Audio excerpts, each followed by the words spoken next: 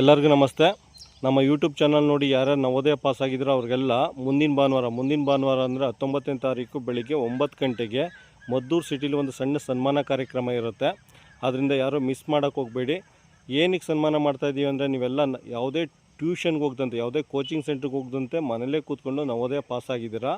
So ನೀವೆಲ್ಲ ರಾಜ್ಯದ ಮಕ್ಕಳಿಗೆ ಇನ್ಸ್ಪಿರೇಷನ್ನು ಮತ್ತು ನನಗೂ ಇನ್ಸ್ಪಿರೇಷನ್. ಅದಕ್ಕೋಸ್ಕರನೇ ಮದ್ದೂರು ಸಿಟಿಲಿ 19ನೇ ತಾರೀಕು ಮುಂದಿನ ಭಾನುವಾರ 9 ಗಂಟೆಗೆ ಸಣ್ಣ ಸನ್ಮಾನ ಕಾರ್ಯಕ್ರಮ ಇಟ್ಕೊಂಡಿದ್ದೀನಿ. ತಪ್ಪದಂತೆ ಕುಟುಂಬ ಸಮೇತರಾಗಿ ಭಾಗವಹಿಸಿ.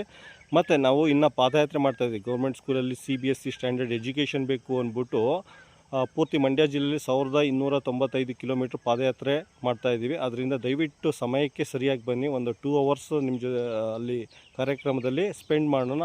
ಅದಾದಮೇಲೆ ನಾವು ನೆಕ್ಸ್ಟು ಪಾದಯಾತ್ರೆ ಕಂಟಿನ್ಯೂ ಮಾಡ್ಕೊಂಡು ಹೋಗ್ತಾಯಿದ್ದೀವಿ.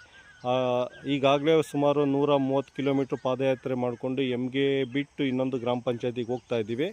ಸೊ ಎಕ್ಸಾಕ್ಟಾಗಿ 19ನೇ ತಾರೀಕು ಮದ್ದೂರು ಸಿಟಿಲಿ ಇರ್ತೀವಿ. ಅದರಿಂದ ದಯವಿಟ್ಟು ಎಲ್ಲ ಸರಿಯಾದ ಸಮಯಕ್ಕೆ ಬನ್ನಿ. 9 ಗಂಟೆಗೆ ಮಿಸ್ ಮಾಡದಂತೆ ಬನ್ನಿ ಅಂತ ಈ ಮೂಲಕ ಕೇಳ್ಕೊಳ್ತಾ ಇದ್ದೀನಿ.